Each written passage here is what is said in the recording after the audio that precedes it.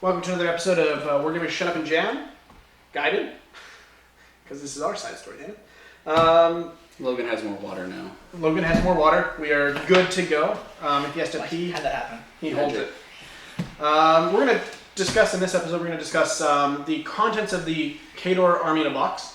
And we're going to give our impressions on it. Now, keep in mind, we're Total scrubs. We're total scrubs. We're fairly rusty with the game, and what our impressions of it will be aren't necessarily how it'll perform. So we'll do a review video once we've had a chance to get the models and play them and have like a real informed decision, including having given it a try with some kind of scenario as well. But because it's super exciting and the army boxes are nearly here, they're going to be out in maybe less than a month. They're going to be 3 weeks from now ish. For the Khador one, the Scorn one will be out in like a couple of weeks. I'm pretty stoked, and you as a Khador player are probably pretty stoked about the Khador box. Yeah. But so let's get into it. So let's talk about the Warcaster. So it comes with Forward Commander Sorsha Kratikov? Just Forward Commander Source is good enough. Or Sorsha is how we will probably refer to it as. Alright. So what do you think, Mike? Why are you asking me? I thought it was Logan's Khador thing. Well, Okay, well, Epic Sorsha is a fairly well-rounded caster.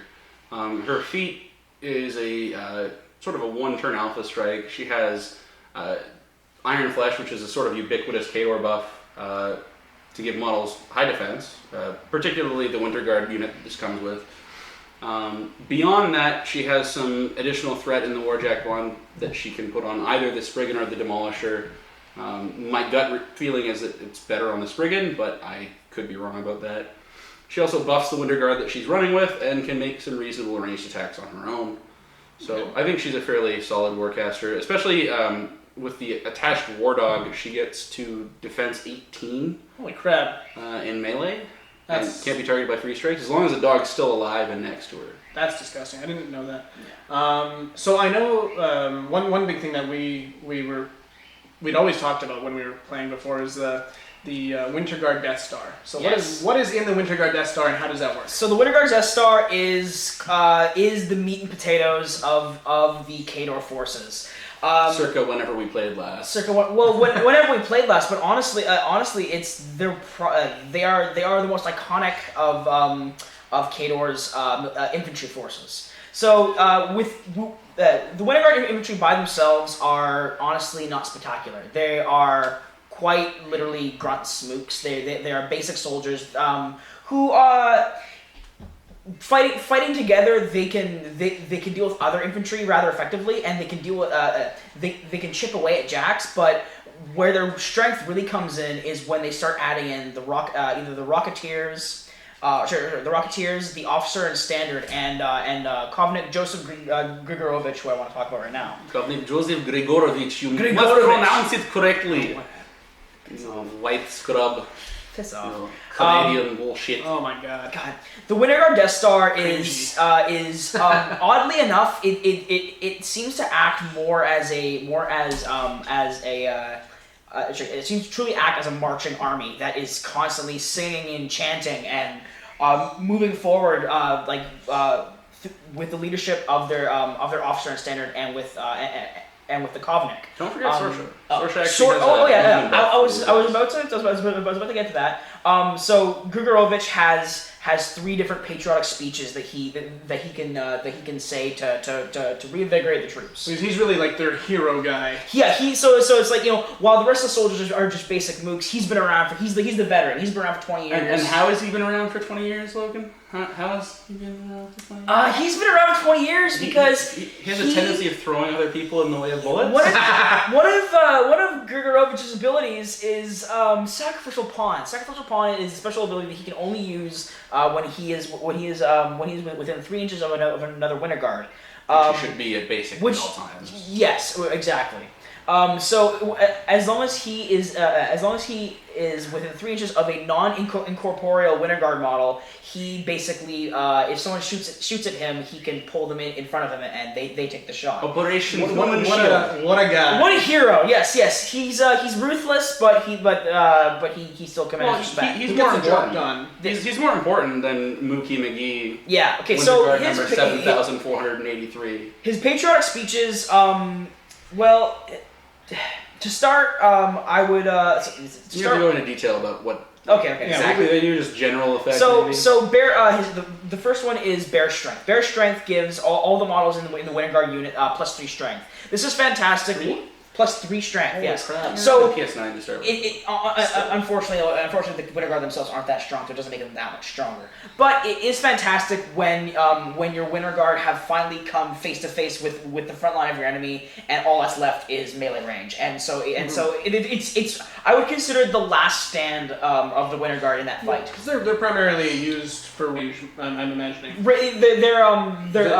Their spread shot is definitely what they're most prized. Winter Guard are a utilitarian sort of gunny tar pit unit. Yeah. That with the attachments they get the ability to be somewhat threatening, but they're always really just about like we get 10 dudes for 6 points and then another 3 dudes for 3 points. Yeah. Oh wow. It's like you have 15 models in the unit plus Joe, and he can make them fearless tough. Wow. They're a cheap tar pit that suddenly becomes very powerful with all of the buffs surrounding them. So I know that at least from when I played against them, and I don't remember if it was like a specific type of Winter Guard or if it's what we're talking about here, but a bunch of them had these spray attacks. So what the hell is that? The unit attachment grants that to the entire unit. Wow. And that's what, spray 8, spray 6. It is a spray 8, AoE blank, and POW 10. Okay. So And every model on the unit can make that. Because I remember that doing some work and me losing a lot of it infantry. can clear through. Low They defense are model. they are a tar pit that can wipe out other tar pits essentially. Okay. And what else? So what does the unit attachment, or rather the I guess the UA do? I've been talking a lot. You take this. Come on. UA gives them the grape shot, which is the spray that we mentioned, and also gives them combined melee attack. But probably the most important thing that it does for them is it gives them a bob and weave order, which allows them to move slower but gain a defense bonus, which stacks with the Iron Flesh bonus. Oh wow. Your average Winter Guard is defense 12, but the order gives them defense +2 defense, and Iron Flesh gives them another +3. So they got up to 17 defense. So that with makes both of the buffs. However, Bob and Weave does make them only make a full advance, which is moving rather than running. So it's a slower advance. Okay. And in addition, it doesn't do anything to help with their armor. So any blast that has a sufficient power, about 6 will kill them on average. Okay, so if you had like a POW 12 blast or POW 12 blasts, Yeah, a POW 12 attack will cause blast damage that is sufficient to kill them on average. Their unity is their biggest strength and their greatest weakness. but that's also where that tough roll comes in. Yeah, that's what Kobnik Joe is going to be singing. Is going to be speeching. Most of the first couple turns, he's going to be giving them fearless tough. Yeah. His third speech, which we didn't mention, gives them boosted attack rolls, which is pretty sweet. Lets them hit things that they otherwise wouldn't be able to hit. And in this list with Sorsha, They're even better. They are, because she can use a special action, which means she can't run, but early in the game that's not a big deal. She can use a special action, give them +2 inches of movement. Oh wow. For 1 turn, or during their activation this turn. So that kind of mitigates the slowness of the bob and weave. Yeah, it lets them get up there a little bit faster. Also, it lets them run 14 inches. Yeah. Holy crap. Because they're speed 6, so speed 6 times 2 + 2. That's pretty quick. Also, they gain combined arms for just being in her army, which lets them re-roll attack rolls when making combined range attacks. So I mean, not only are they pretty difficult to deal with in general, but with this particular Warcaster, they become even more of a... Well, they're more threatening. They're not any harder to kill with Sorsha, other than Iron Flesh, but a bunch of Khador casters have that. Yeah. It's the fact that they are, in fact, better at killing shit. Okay. And they actually become pretty damn accurate. I'm bad at using the tablet here. But because Joe can give them boosted attack rolls, And this is attack and like melee and ranged. Oh wow, okay. So if they happen to be doing mixed, or if you want to hit high defense targets rather than caring about the +3 strength. On average, they're relatively low rat, right? Like they can't. Yeah, they have Yeah. low rat, and They're like they rat have 5/5. Okay, so it's not that bad, but it's still it's on the lower end. Yeah, but I mean, giving them boosted attack rolls lets you overcome that. And what did the Rocketeers do? They are just a dude, but they also have an extra weapon, the rocket. The rocket is a long range, 14-inch range. Rate of fire 1, AoE 3, POW 12. Yeah. Okay. The AoE 3 means it's a blast weapon, obviously for us and for any new players. Yeah, AoE 3, 3-inch AoE. You get 3 of these. They can shoot at 14-inch range. They can't make combined range attacks with them, although they still can with their blunderbusses once you close in. Okay. But when you need a longer range option, like if you have these Winter Guard, for example, holding down the fort and camping an objective, basically, and your enemy refuses to close into blunderbuss range, there's one thing you can do with them.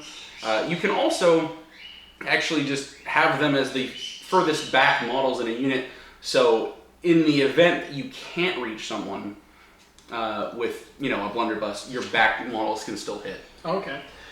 So I mean, and this box comes with the whole Winter Guard Death Star. So the Winter Guard, the infantry, the Rocketeers, the officer in standard, and Kobnik Joe, or Kobnik Joseph Grigorovich. Joseph Grigorovich.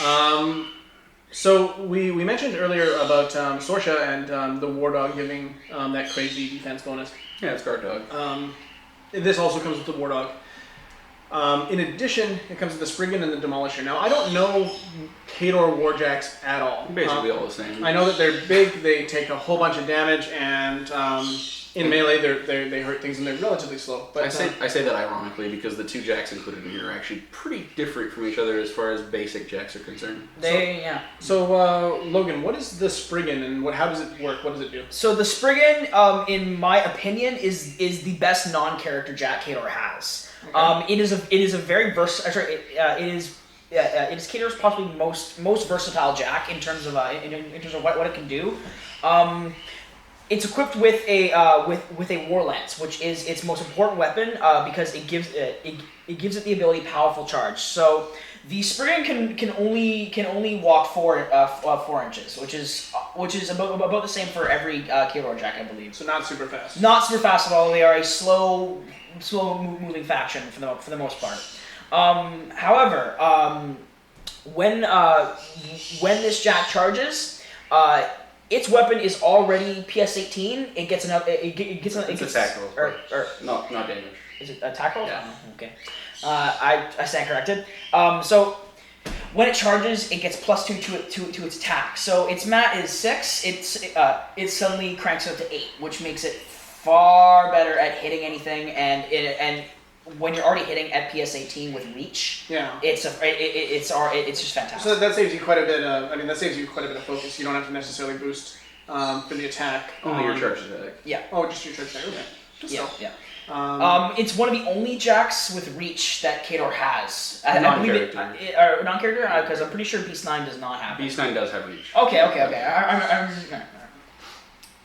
Logan, what does the Spriggan do? Because I know Khador Warjacks only a little bit. Like they're tough, they're hard to kill, they're slow as hell, and that's about all I know. All right. Well, the Spriggan I would consider is the superstar of the non-character jacks for Khador. It is by far the most versatile in that it's very effective in range and in melee. So let's start in the back row at range. At range, it has two grenade launchers. They're POW 10, a single rate of fire AoE 3, so they are bursts. So how many times can you shoot that? Once. Okay. Each one once, but there's 2 of them. Okay. Okay, which is important because you can make your initial attacks with both of them without spending focus. Okay, but if you make your initial attacks with those ranged guns, you can't use melee, or that's correct. Yeah. Okay. Yeah. They're range 10, so they're not the farthest, but they get the job done. So the best part about them is that they're not just offensive. They're also they also have a utility effect. whilst they already have arcing fire, they also have the ability targeting flare. So targeting flare places a 3-inch AOE wherever within the 10 inches of range or 10-inch range of the shot. It places a 3-inch AOE that reveals anyone in stealth or anyone in camouflage. Okay. So that is fantastic when you're trying to set up something for your infantry or for your solos who are usually going to be farther ahead of your jacks. That's huge. When I was playing Signar with the Black 13th, that was one of their big things is the flare to make it so you can actually see the stealth guys, right? So it's similar kind of effect. So yeah, that's a huge amount of utility. It can help put away assassins pretty quickly, assassin type solos and everything. Okay, and this is the guy with that lance, right?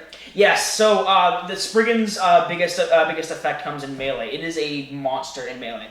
It's one of the only jacks in Khador that has reach. Non-character. Or sorry, non-character. I believe it's Beast 9 and how many who else has reach? Either way.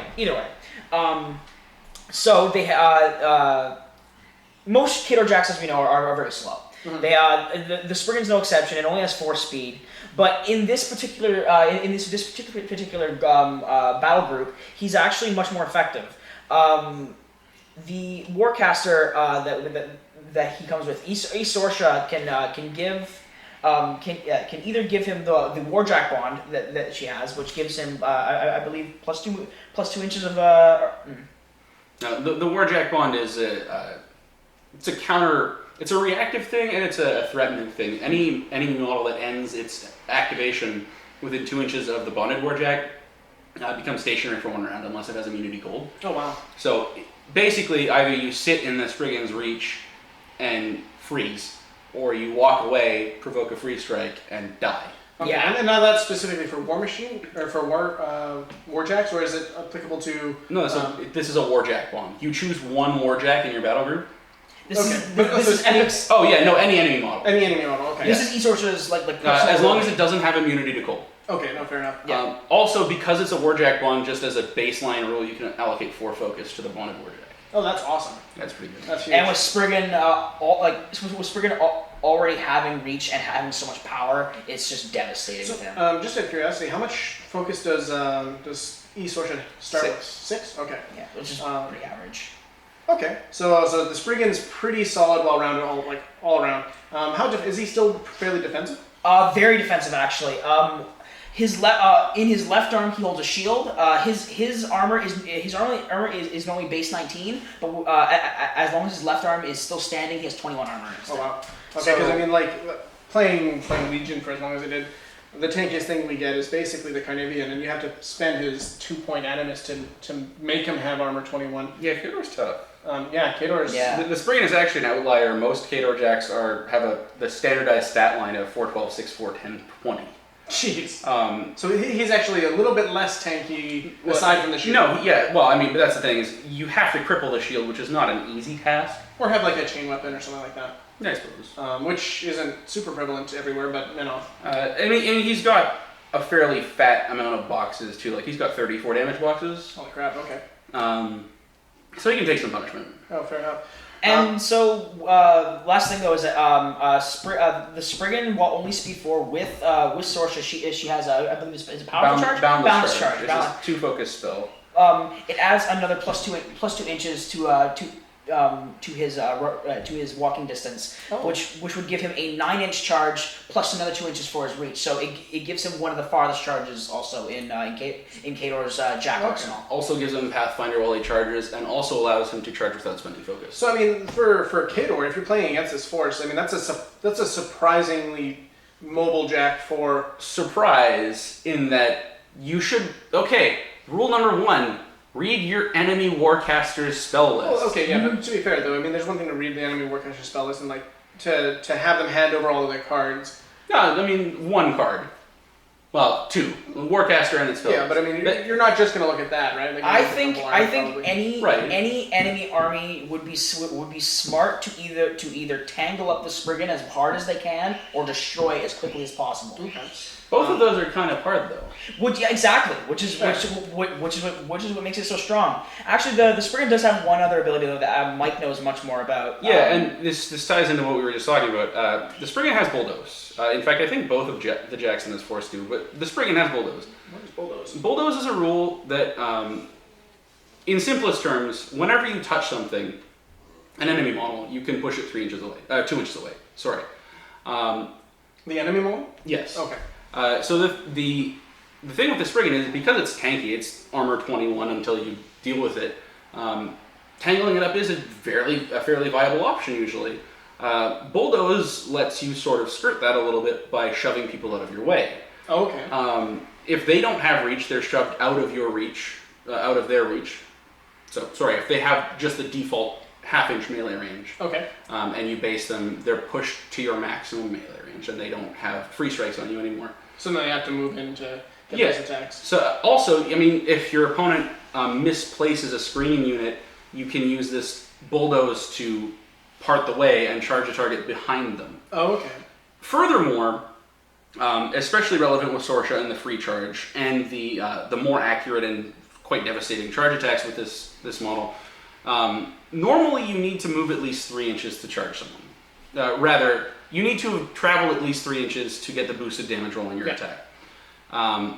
That's still the case with the Spriggan. However, any target that's even 1 inch away from you is fair game with Bulldoze. Because you can declare a charge at that model, hit them, Bulldoze them back 2 inches, and then move the other 2 inches.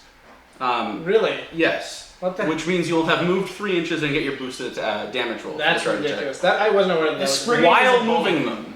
Like, while getting them out of a zone. Can you move them in any direction, or is it like directly away? Directly away. Okay. So you have to worry about your positioning a little bit, but I mean, that's still ridiculous. Yes, and it is up to 2 inches if you happen to want to not push them the whole distance, maybe to avoid pushing them into a zone. Okay. For like control points. But then pushing them off of a zone. Yeah, exactly. Bulldoze is a huge deal for that. Okay. So that brings us to the other Warjack, the Demolisher. What does the Demolisher do? And I mean, Punches dicks. that sounds Well, it was before it came out. It was nicknamed the Dick Puncher. This was a Warjack that came out in, I believe, Wrath. And who nicknamed it the Dick Puncher? Someone online. Okay. Well, It wasn't actually. it's on the internet. I don't know it's who official. it was. Off the top of my head. Okay. And why is it called the Dick Puncher?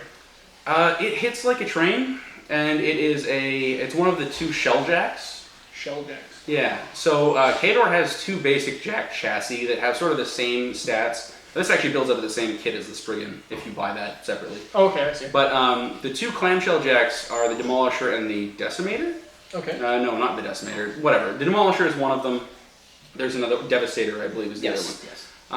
That have base armor 25. Okay. Still has 34 boxes, but 25 is ridiculous armor. Yeah, that's insane. The drawback is that when it does anything but move, it opens up and it loses 8 armor, goes down to 17. Okay. Becomes significantly easier to kill. Also, it loses 4 armor per arm that's crippled because the armor is coming from giant shields. Okay, so basically you want to slow roll it. You want to move it up, and then and then blow something up. The Demolisher does also have Bulldoze, so both jacks in the army have it. No, that's when you do anything other than moving. Okay, so it's actually when it makes an attack other than a headbutt slam or a trample power attack. Okay, so you can still do those power attacks. Yes. Without having to worry about. And is it open permanently, or can you close it back? Until the start of its next activation. Oh, okay. So it's not even. So if they don't It's not forever. Like if your opponent doesn't retaliate and kill it immediately after that happens, They done fucked up. They done fucked They up. Okay. I believe there's one Khador caster that can mitigate that, where the Demolisher can walk in, shoot, and then close himself out. What happens? Is that Harkovich? It is Harkovich, but Yeah. what happens is Harkovich has broadside the spell, which causes it to make an attack outside of its activation. If you activate it afterwards, it closes up. Oh, I see. So it's a matter of the order of which. If you did that after you had moved it up, it would be open until it would still be open. Yes. So you can walk it forward at armor 25, have the entire enemy force take their turn, move forward and surround itself, and just bash its head against the wall, trying to kill this thing. And then out of activation, it blows everything out around it up. No, that's the other Jack. That's a Devastator. This guy doesn't have the grenades. Okay, but this guy does have a ranged attack of some kind. He has two, Okay. like this brigand. They're shoulder-mounted cannons. And they're actually they kind of hit like a train. So how come he can't shoot his shoulder-mounted cannons while cuddled up in a ball? Probably balance reasons, I'm guessing. But Probably. I mean, otherwise, why would you ever attack? look. Okay, so like the cannons themselves are 8-inch range, so it's a mildly disappointing range. But I mean, come on, it's an armor 25 warjack. Yeah. They each fire once with a 4-inch AOE, and they're POW 15. Okay. POW 15 is actually pretty good for a Khador ranged attack. Well, and in for general. POW or for 4-inch AOE, I mean that means you're what? You're 7 POW 7. POW 7 blast on the damage. blast. So So I against- actually totally forget if it's rounded up or down. That's a good question, actually. I feel I like think it's rounded up, but I mean, This is us showing our complete scrubbliness. Yep. So if you know and you want to correct us, No, I'll figure it out yeah, pretty we'll soon here. read but- into it, but feel free to comment on that. Well, because I mean, rounding, you think of round up, right? 7.5. Yeah, but that's not the way But games that's- work. Yeah, no. They usually specify. They always specify. They always specify, but I don't know. Anyway, the whole idea with them is you can use them to blow up nearby groups of clustered infantry, which is cool. You can also use them to just shoot things. Like Well, a POW priority 15 target, at POW 15, which is relevant particularly with Esorsha because her feet turn doubles all damage that exceeds the armor of everything in her control area, really? unless it has immunity to cold. Wow. So base POW 15, I mean, granted, you can only give this guy 3 focus unless you bond him. So you still have to, I mean, you'll still have to boost to hit hard to hit targets because you're only rat 4. Well, the thing is, you're AOE 4, so I mean, on a low armor enemy yeah. warcaster, for example, Yeah. you drift something over there and boost the POW, The especially. damage, yeah, And exactly. the damage. Yeah, but I mean, like on a higher defense thing. Yeah. Because the thing is, a low armor war noun is usually going to have high defense to compensate, and he has rat 4. Okay. So I mean, yeah, you'll get a POW 7 or whatever blast roll. If you boost that, you're a 17 on average dice, which is like let's say you're hitting an armor 13 caster or something like that. Just that's kind of a medium to low war noun, high defense, low armor war noun. You're getting 8 damage per shot, which is still respectable. But is that with that's with double. fuse? Yeah. Okay. That's 4 done. Like 4. That's still, you're putting a lot of warcasters in the 2-shot range. Yeah, I mean, Assuming they can't transfer. well, off and that's or- the thing is like you can shoot that twice. Yeah, so that's pretty crazy. Yeah. It also has gunfighter here, I Yes. believe. That's actually important because it can still use its guns. The one thing I think is kind of interesting about this Jack, though, is that so he moves slow. He's like speed 4, as Yep. as most, Almost every Khador Jack. Yeah, and he's got these 2 shoulder-mounted guns, and you're kind of rewarded for move. Like you kind of, they're not very long range. You kind of want to move him up and then shoot, but at the same time, if you do that, he's only rat 4. You can't sit there, focus, or aim shot, right? Yeah. To boost yourself up to rat 6. So I wonder, I mean, to me it seems like he's more designed around getting that blast damage, not necessarily about hitting things at POW 15. No, I mean, like obviously the blast damage is a huge part of it. They're AoE 4 for a reason. Yeah. The thing is, the Demolisher is another example of a piece that's actually very good at holding a point in general. I mean, like, Well, yeah, if he's closed and he's on an objective, how do you get him off? yeah, well, you throw him. You power I attack him. guess that makes sense. However, you can still slam with him. Shortish range, but you know. And that doesn't even open him up. No. And he's still got bulldoze, so he can actually control an objective fairly well. And if something does get into his range, you can either charge it and wreck it in melee, or you can shoot at it, a unit potentially wipe it out if it's low enough armor. And you actually have access to 2 open fists with a Demolisher, which gives you the full range of power attacks. That's true. So you can throw, double-handed throw. You could arm lock if you're really weird and want to do something backwards and counterproductive, because it makes you more vulnerable to damage. And yeah, that's pretty dumb. Don't do that. But double-handed throw is a viable option for this guy. You'll still lose your armor, but if you're using him as a scenario control piece anyway, it can be one of your most valuable options. Okay. So I mean, this box in particular seems to be really good at area control. It's a fairly well-rounded list, I would say. It has tools for area control. Now the final piece to this army in a box for Khador is two more. Was there? We missed the Widowmaker. Oh, you're right. We have to talk about Lady. That's my mistake. So We actually haven't really talked about the War Dog much, other than what it the one rule. Oh, that's true. Okay, so why don't we start off with the War Dog? So what does the War Dog do aside from, and I think it'd be worth taking just for the extra 3 defense, but considering it's 1 point probably on the Warcaster, but two defense. Oh, but 2 defense, sorry. But what else does it do? Bites things. Bites things, okay. So it can countercharge anything that it ends its movement within 6 inches of this model and its line of sight. Okay. But it doesn't really bite that hard. It's only PS 11, so even on a boosted damage roll, you're only hitting 21. So you're really taking it for the +2 defense. Pretty much. After a charge, it can return back to the Warcaster. Oh, that's pretty good. Yeah. So you can pick something off potentially. Yeah. Like charge in, kill like an infantry guy. Yeah, come exactly.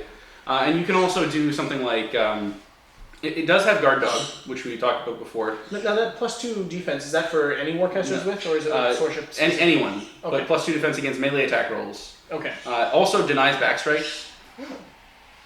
Furthermore, the War Dog is tough. He's a 1 point model. At absolute worst, you can use him to block a charge lane. That's true. Now, would you say that like the War Dog specifically, is worth taking in basically any Khador list, or is it situational? I'd say there's a lot of lists that don't really appreciate the 2 defense as much. Like I said, it doesn't actually do that much damage. So it's for 1 point, I mean. Yeah, that's 1 point you could spend on something else. Like if you have a 34 point list and for a 35 point event or game, sure, why not? Throw them in. There probably isn't a better option unless you could bump up a unit. Okay. Or find a cheap mercenary, maybe. It's possible, but there's, unlikely. There's very few that even cost 1. I think there's a couple, but not very many.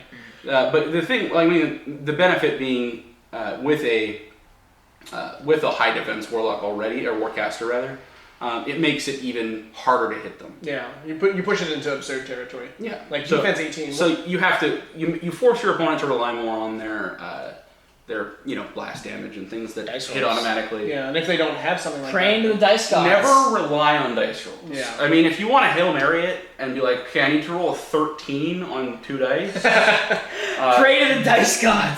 Be my guest, but don't expect it to work out very well. Fair enough. So the War Dog's, I mean, he's a solid piece. He's, I think it'd be hard to justify him at 2 points, but at 1 point he seems pretty. He's a bargain at 1 point, definitely. Yeah. Widowmakers. So yeah, Widowmakers. Now this is actually, I totally forgot that the box came with Widowmakers. I faced against them, and they have always been a pain in the ass. It's such a pain in the Every ass. game I've played, they've always got their points back. I've never seen them play in a game that they don't. I mean, they're cheap. It's a 4 point unit. It's not hard. It's fitting that you forgot they exist because they have camouflage. Well, you just can't see them. No, they don't have stealth. It's just harder to see them. Well, okay, if you have bad eyesight, you just can't see them. You have bad eyesight, Steve. Fair. So they are a cheap sniping unit. There's not much else to really talk about them. They have camouflage. They have sniper. Well, they have some absurd range, right? Like they have 14 range, but only POW 10. So the POW 10 is irrelevant for what they're doing, though. They've got sniper to do 1 point of damage. Yeah. Instead of rolling, right? So they are fantastic at simply just picking off solos and picking off infantry units. So that snipe rule. Is it that you have to choose between just doing 1 damage or rolling, or do you roll and then you have to choose between 1 damage and rolling? Basically, so it allows Widowmakers to deal effective damage or consistent damage to Jax. So most Widowmakers will never be able to pierce a Jax armor unless you're rolling ridiculously high. I would say that their strength though isn't so much with the Jax, and unless you can allocate. You can choose which column or branch suffers damage. Okay, so you can finish off some damage systems. So I mean,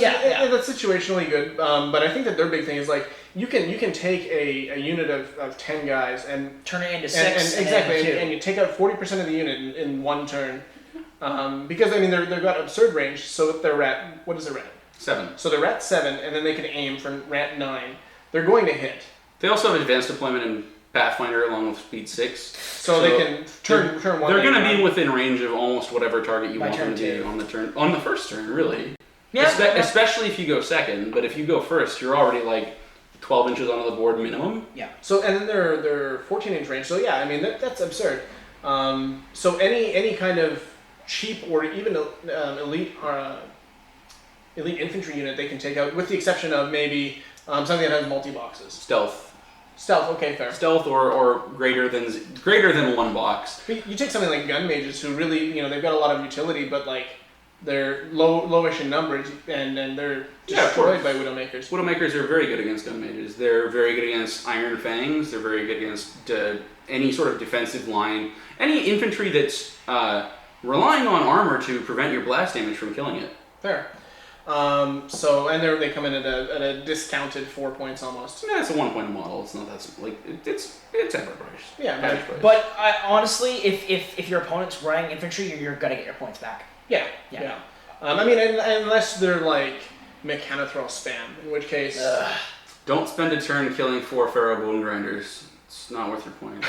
They're only 2 points for the whole unit. There you go. See. All right. Lastly, we'll talk about the outliers of this group. So the last thing this box comes with, which I thought it was interesting that they have been putting these into these boxes, because there is information online about the boxes that are coming out in the future. So right now on the War Machine, Privateer Press's webpage, you can take a look at what's in the Khador box as well as the Scorn box. But there's information online elsewhere about the next. What are you talking about, Steve? We've already got these boxes. This video is going to be posted right before we unbox them. The one interesting thing about all of these boxes, or at least many of these boxes, is that they have mercenaries included, like character Appropriate. So the Khador box comes with Lady Ayanna and Master Holt, which I guess technically they're a unit, but They are a unit. they have a lot of stuff going for them. So Mike, why don't you tell us a little bit about them? Me? Yeah. I honestly know very little about So this. guys. Ayanna and Holt are a duo that sort of shores up some of Khador's weaknesses. The biggest one being the lack of magic weapons. Okay. Ayanna's a spellcaster. They're both speed 6. They're both defense 15, which makes them reasonably difficult to hit. And they both have 5 boxes, standard for a solo or otherwise, a single unit. Ayanna is the reason you take the unit. Okay. Whereas Holt is sort of a bodyguard / bonus that is thematically tied to her because she likes to pork her or something. So Ayanna has 3 magic abilities. She has magic ability 8, so she's fairly accurate at hitting with her 1 offensive ability. Okay. Her first ability is defensive and just gives her stealth, gives Holt stealth as long as he's base to base. Okay. So they can approach with stealth, they don't have to get totally owned. Yeah, because a unit of 2 is not that many guys. Right. Kiss of Lilith is her second attack, is her only attack, her second action. Doesn't do any damage and has range 10. However, it gives +2. You target one enemy model / unit, and if you hit, whenever it takes a damage roll, you add 2 to the roll. Oh wow, okay. Which synergizes pretty well with Sorsha, doubling the damage. Now, does the double happen before or after? Or You add 2 to the roll, so it doubles the 2 oh as wow, well. okay. So it's just 4 damage. So this is kind of like her baseline, quote unquote, use is using her for increasing damage. However, if your opponent has incorporeal models, pesky shit like that, she also has a third spell which gives any friendly model or unit in her 9-inch command range magic weapons for 1 turn. Oh wow, okay. So it makes the Winterguard Death Star more effective. Again. Yeah, so like if your opponent is running like a Cryxless with some Ghost Raiders or whatever, you can give you have something to deal with. Yeah, you can give your Winter Guard magic shoot bangs and then exploderize them. Wow, okay. With the ghosty pows. Wow, that's fantastic. And I mean, the nice thing about the It's the mercs- greatest chain of words, made up words I've ever heard, I'd say. The nice thing about the mercs too is that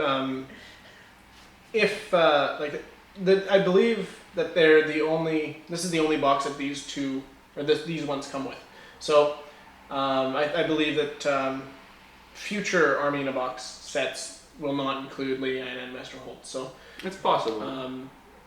and they are very good in other armies as well. I don't know who they. Everyone but Cryx. Okay. War Machine side anyway. Everyone but Cryx. Okay. Can they? No hard side. No horses. Okay. I don't know if there's many mercs that can play for hordes. There are. Oh, okay. Yeah, and it just depends. Minions can work for War Machine too. It's cross factions. Whatever. So Holt, as the second member of this husband-wife duo. Are they actually husband? I don't know. Probably. Maybe. Now you're making assumptions. I honestly don't know. What if they're platonic friends? I doubt it. Okay. Anyway, read the fluff. Shut up. So Holt is a badass with guns. That's basically his his MO in a nutshell. He's rat 8, so he hits things He's cleaning his pretty well. Okay. He's cleaning his foot. Oh, okay. Yeah. He's got 2 hand cannons. Range 12, POW 12, pretty standard. 12-inch range is good. Speed 6 is pretty good to go with them. So he can get where he needs to be, shoot some dudes. Okay. We lost that whole... he's also got 2 gun blades, which normally wouldn't matter because he has Gunfighter. But he also has Virtuoso, meaning he can make attacks with both his melee weapons and his ranged weapons in melee on the same turn. The only reason the gun blades are super relevant, besides being extra attacks, is that you get to make a boosted damage roll if you use one of them for your charge attack. Okay. Wouldn't usually recommend charging, but as a last resort, you know. Well, I mean, if you have to tie up something before it like comes and owns your Warcaster, I mean. Yeah, exactly. Like, how many points is the... 4. Okay, a pair of them is 4 points. So they're kind of on the more expensive side for... Absolutely. Well, it's basically buying 2 2-point solos that just have to stick together. Okay. To an extent. Okay. They want to stick together because of the stealth benefit that Iona can give Holt, but, you know. I mean, I guess the downside is that the stealth benefit means they have to be in base context. So if they get nailed by a blast... Yes, that's something you have to play around. They're annihilated, right? Like, it's easy to lose the 4 points that way, but... But if your opponent doesn't have blast, much blast... They each have 5 health, those, so it's not the biggest deal. Yeah, but the thing is, the thing that's interesting with these guys is I think that they... In the games where their utility matters, like we're giving a unit magic weapons, or giving a... Well, I mean, the kiss is always going to be relevant. Yeah. The nice thing about the kiss, too, is that you hit a target enemy, so it works for all of your units. Yeah. All of your own models, whether they're, you know, Mercs, Khador. Mark a Jack, and then just it is a send debuff the rather than a after buff. it. Yeah, but in the games where they their utility is really through, they're going to be amazing. Like, yeah, the magical weapons thing is a pretty huge deal for Khador specifically. That's one of Khador's weaknesses, is they don't have a lot of magic weapons to deal with. I think the only ones they have are either the Doom Reaver blades, maybe, possibly, and the staves or the staves of the Grey Lord Turnian and the Grey Lord Escort.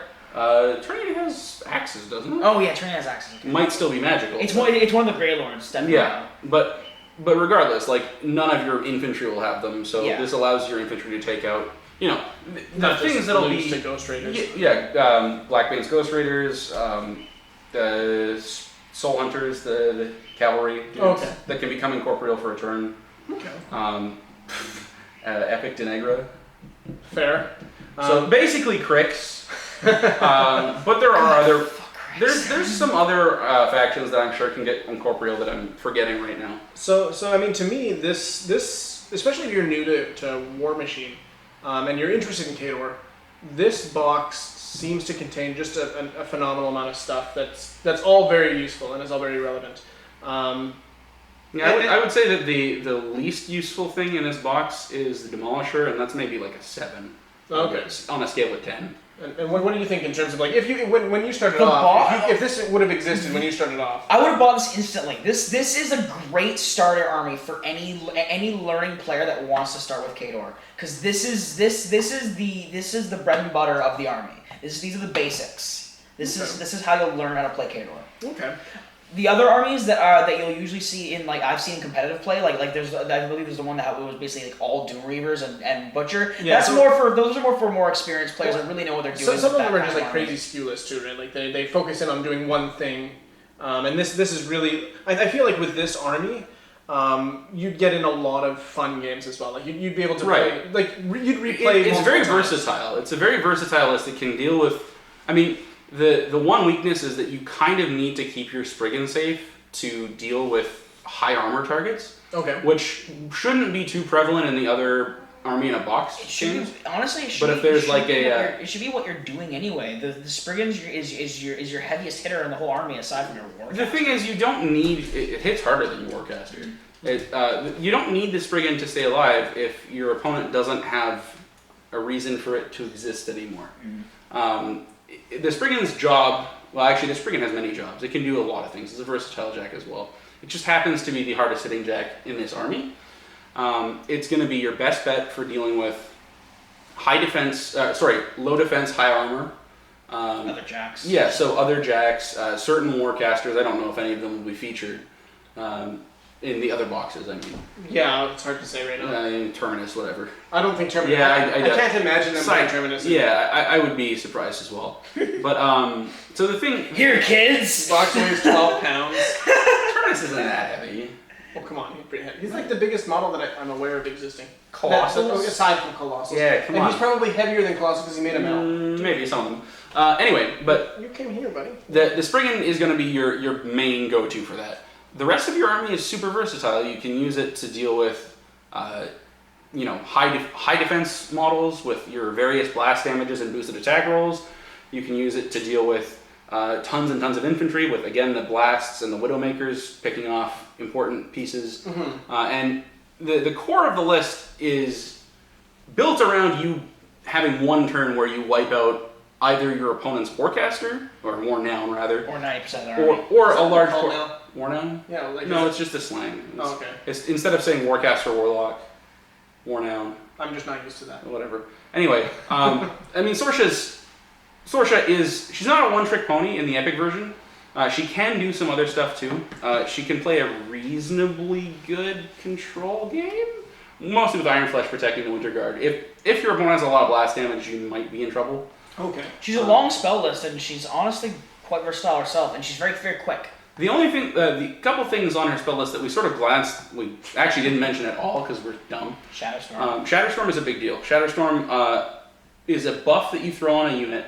Generally speaking, the Winter Guard, but you can probably think your ideas to put it on Widowmakers as well. Okay, what does it do? So when it directly hits, when any faction, target-friendly faction model or unit, so you place it on one of your units. When a model from that unit hits and boxes an enemy model with a ranged or melee attack, you center a 3-inch AoE on the box model, remove the box model from play, so it explodes, it can't be brought back. Okay. So it's removed from play, it can't be resurrected, or whatever. And models in the AoE are hit and suffer an unboostable POW 8. Oh wow, okay. So if your Widowmaker has become even better against like shield wall targets, Okay. if you throw that on them, because you shoot one guy, he pops and explodes around him, possibly on models that are no longer in shield wall or defensive line. Okay. And that affects every model in the unit. So if you do that on Winter Guard and you actually do have to, you can do this with sprays. That's crazy. So every model of the Winter Guard can make a spray, and every spray that kills a dude removes a dude from play and makes a 3-inch AoE around the dude. Wow, that's crazy. It's pretty good. It's an upkeep spell, so you don't have to cast it every turn. Oh, that's nice. But you just throw it around. Razor Wind's a simple ranged. Yeah, I wouldn't even really, see, the thing is, I would ignore Razor Wind exists, ignore Freezing Grip exists almost all the time. Freezing Grip It's would focus. have a niche. Yeah, but it's for focus. Yeah. So I mean, we're gonna kind of pack this in here, but the only question I have is, being that she's a 6 focus caster, and you have 2 Warjacks to run and these spells to cast, how difficult do you feel that managing 2 Warjacks on her focus with her spell list is going to be? Legitimately speaking, you're probably only going to ever give your one of the Warjacks focus on a given turn. Okay. If you're like feeling super frisky and you're on your feet turn, maybe you empty your reserves, giving 4 to one and 2 to the other. Kind of just take off Iron Flesh and then. Yeah, I mean, like, honestly, the focus management is a problem for her. Mm-hmm. That's probably her only real drawback. Well, I mean, obviously there's probably more than that, but At least in this list. But the focus management is going to be a slight issue. On the bright side, I mean, that is something that new players especially need to learn. That's true. So being able to manage your focus or fury, depending on what system you're playing, is a huge portion of the game. But with that, that's basically what comes in the Khador Army Box set. We will be acquiring that, unboxing it, building it, painting it, and playing it for you. So be sure to like, comment, thumbs up, subscribe. Check us out at WSUJ Gaiden, the Twitter, or WSUJGaiden.com. I'm Steve, the producer. I'm Logan, I'm the noob. I'm Mike. I'm the memory. This is Wargamers Shut Up and Jam Gaiden. So thanks for watching, and we'll catch you next time. Bye. Goodbye, Jojo. It's fine. Don't worry about it. Just cut off with me.